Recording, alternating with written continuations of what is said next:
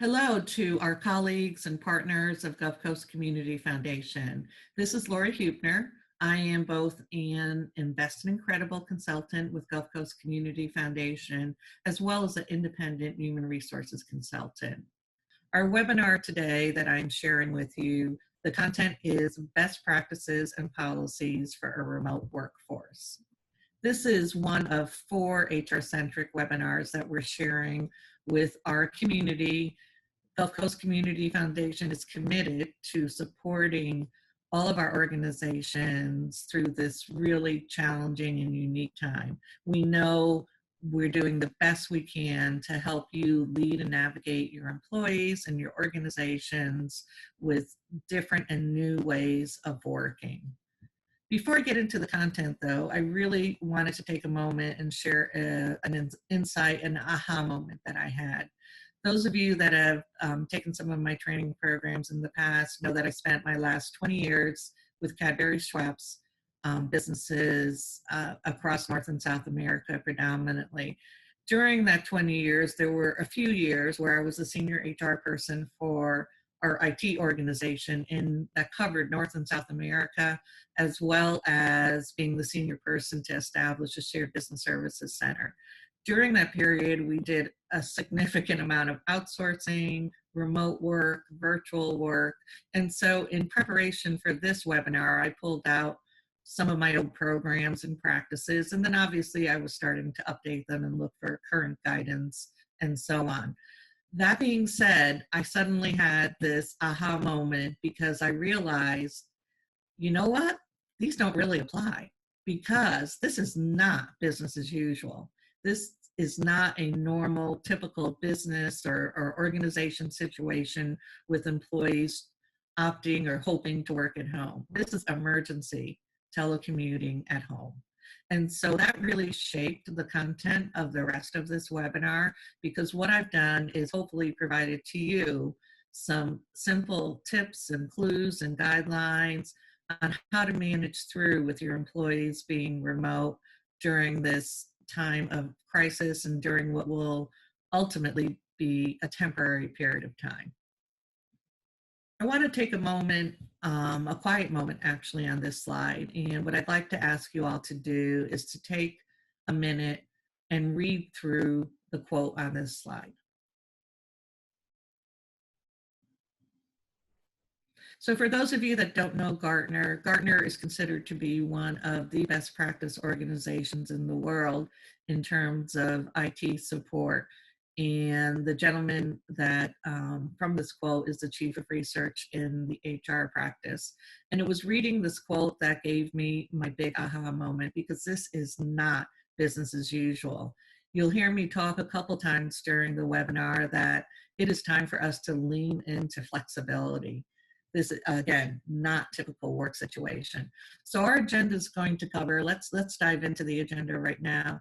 Defining the eligibility and duration of working at home, what some working expectations you might have of your employees during this period of time, some legal issues to consider, what do you do about technology and supplies? We're sharing a temporary telecommuting policy with you, and then finally some tips and clues and support and resources for you. Let's dive right into defining eligibility and duration. First and foremost, organizations really need to define whom a policy and what jobs are covered by this policy. You need to go through a process and determine what of your jobs are essential and require work to be done in your location and what are non-essential. And then employees will want to clarify that the policy is only in effect during the coronavirus-related shutdown. Don't promise a definitive date to return to the office. Just as we all know, we don't know exactly when this will all be over. And always try to include a clause that it may be, a policy could be discontinued at will and at any time. So really the takeaway from this is that make sure you understand who of your employees are eligible to be working at home and be very clear about that with your employees. In terms of working expectations, I think this is where we all have to really lean into our flexibility. So how you might manage performance and how you might expect work to be done in your location is going to be a lot different than it's going to be done telecommuting. One of the best practices tips is to really focus on work output and completion of objectives, of goals, of projects, versus focusing on day-to-day tasks. Set really clear expectations of availability. What do we mean by that? When are you going to be available to your employees? Set standard times that you will be available. And also ask your employees when their availability is too. Set some standards about responsiveness. If you text your employee, email your employee, call your employee, what are your expectations about how quickly they respond? And then also be really clear about the modes of communication that you would like to use the most with your employees. Is that text? Is that email? Is that phone calls? Is that video conference? Be clear about those expectations. Also, this is really critical time to keep your meetings going. Schedule one-on-one meetings, schedule individual meetings, schedule team meetings, staff meetings. This will go a long way to keeping your employees engaged, involved, and communicating across your organization. And then finally, a guiding principle around focusing on what is appropriate telecommuting behavior, which may be different than what you might expect at work. And so what I really mean by that is as we're working at home unexpectedly, we could be interrupted by our groceries being delivered by Instacart. We could be interrupted by our children who are being homeschooled. This is not typical. If this was a typical work at home situation, you would expect that your employee would have a private space put aside without interruptions. That's not going to happen in this situation. So focus instead on going back to your objectives, your goals, your projects, and be flexible that interruptions are going to occur during this period of time with your employees. There are many legal issues to consider, and I've provided a few examples on this next slide. The first example that I think is truly critical is whatever timekeeping method you're currently using for your non-exempt employees, absolutely keep it going. It is absolutely critical that non-exempt employees continue to track their time just as they would have tracked it if they were in your location. Whatever method you use, whether you have a sheet of paper that people fill out, whether you have an Excel spreadsheet that they send into on a weekly or bi-weekly basis, whether you use your payroll system, whatever that method is, keep it going.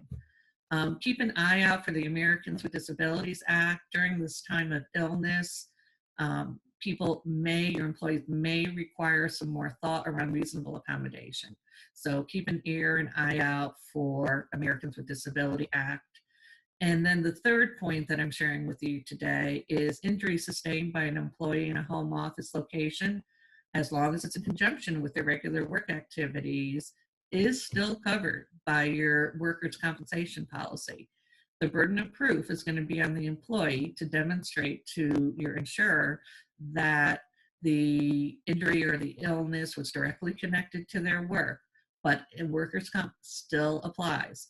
This is a great example of the difference between telecommuting during a crisis and working at home under a remote working policy. If you had a business as usual policy in place, some of the things you would be doing would be ensuring that the employee signs off and agrees that their workplace is safe. You don't really and can't really do that right now, but just be aware that it's still covered. A really good guiding principle during this period of time is that any law that applied to when your employees were in your workplace, in your location, is the same. No difference. Let's move on to technology and supplies. People working at home need the right tools to complete their work, so be clear about what equipment and resources they're going to use. For example, if you expect that your employees are going to use their home internet and their home cell phones, just be clear about that. Think about what types of tools that you can provide to them to make their work environment more productive and more effective. For example, video conferencing tools. Think about supplies that employees might be using at home. Are you going to help pay for some of those or not? That is really up to you as an organization to make that decision. It's really all about setting your employees' expectations to make sure everyone is on the same page. And then finally, stuff happens. Something's going to break down, something's not going to work right. Have some type of process or backup plan in place that when that happens, that there's some area or some person or some organization your employees can go to troubleshoot those problems to get them back up and working as quickly as possible. Moving away from some of those more policy related working at home, we also wanted to provide you with some tips and clues for you and your employees as you're working at home. This first one is all about juggling childcare with telework. So it's just some best practice advices.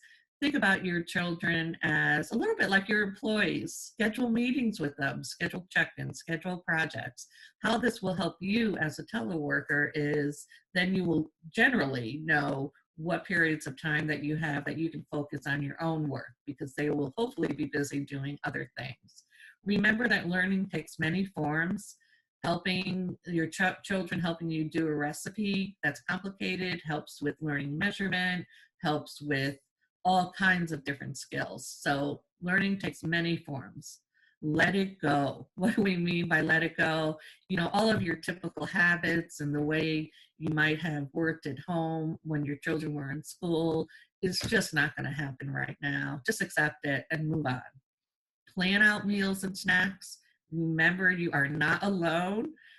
Touch in with your friends, your colleagues who are also going through the same thing and share all of your experiences. And last but not least, recess is your very, very good friend. Some other tips about creating your virtual work culture. One, use video conferencing tools that can include everything from one-to-one meetings, team meetings, even a town hall or just a whole organization meeting. Some of these tools, like Zoom as an example, can have up to 100 participants. This is so important right now with keeping your employees feeling engaged, keeping them connected, and communicating to them in a consistent way. Over-communicate during this time. Do not under-communicate. Also consider recording meetings so that other team members and colleagues that weren't able to attend could view them. Just one big watch out. Florida is, when it comes to any recordings, is a consent state that everyone has to consent. So if you do intend to record any of your meetings, get your employees' consent, and electronically is fine. So for them to send you an email consenting to being recorded is fine. Just keep those. And then finally, take the opportunity with your employees to promote self-care, taking care of themselves and their families, wellness, and hygiene protocols. Another tip around virtual job interviewing, I understand some of you are still hiring, which is fantastic. So it doesn't have to be scary to have a video interview. I've done probably hundreds of video interviews on the interviewer side, but just some good tips. Be prepared, treat interviews with the exact same seriousness that you would as an in-person interview. Set your candidates' expectations. Don't surprise them at the last minute that they're going to be virtually interviewed. Let them know far enough in advance that they can be comfortable and set themselves up on whatever system or platform that you're using. And you will get the best interview done when your candidates are at their best. Also, check your technology in advance with your candidate. And ask your candidate to do the same. Prior to the interview, test the camera, test the microphone. That way you make the best use of all of your time during a virtual interview. Wanted to share with you a recent survey that was done in 2019. And this survey was done with thousands of employees that work remotely on a regular basis. And understanding that ours is a unique situation right now, I still thought that there might be some relevancy to what employees might be going through with the sudden working at home. Number one is unplugging after work. We all know that the boundaries start to really blur. When does work start? When does it end? Does it ever end? So just a watch out. That's the number one issue. Help your employees set boundaries. Let your employees know that it's okay to have boundaries. Just because they're working from home doesn't mean they have to be available 24 hours a day. Employees are going to get lonely.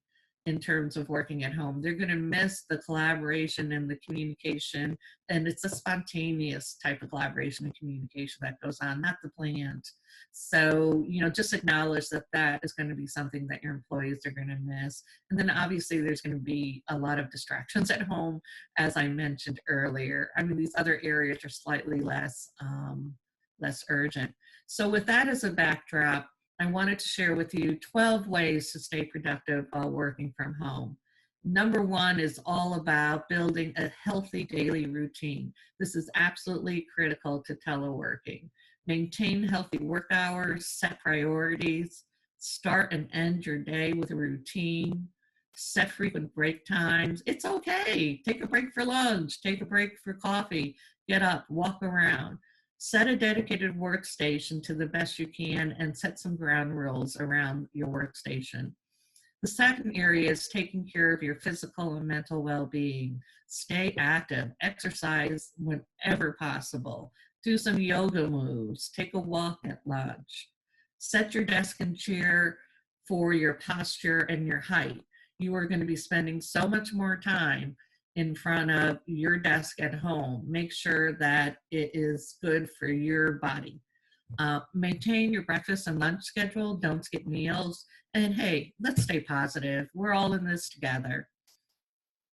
Third, let's stay connected with your team. Check in with your team frequently and make time for small chat and small talk. That will be really valuable and beneficial to your employees. Use any of the platforms out there for video capabilities. It is so valuable for employees to be able to see each other, see you, and have some engagement person to person. Keep your team informed about your priorities. Communication is critical during this period of time. Over communicate, do not under communicate. And then finally, ensure that you and all of your employees have the tools and the resources required to be able to work at home effectively. Some of the resources that I have found to be really helpful during this period of time is the Department of Labor, the Center for Disease Control, and the Society for Human Resource Management, also known as SHRM. Just a little bit of information, SHRM has provided their coronavirus toolkit to non-members of SHRM.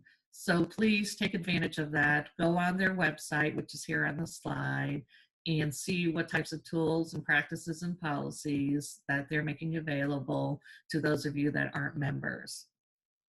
I3Digital is being kicked off as I speak at this moment, and we have all kinds of offerings coming up to help you, again, navigate your organization and your employees through this really challenging time. Please direct any questions about the content of this webinar or for any expert consulting advice to i3@gulfcoastcf.org. And for more information, visit www.gulfcoastcf.org/i3digital. On that site, you will find a temporary telecommuting policy. It is designed for you to edit, and you should be able to take a look at it and apply it to your organization. And as time goes on, we will also post more and more policies and practices for you to use for your organization. Thank you. Thank you for your service. Thank you for everything that you do for our community. Stay safe, stay healthy. This is Lori Hubner signing off.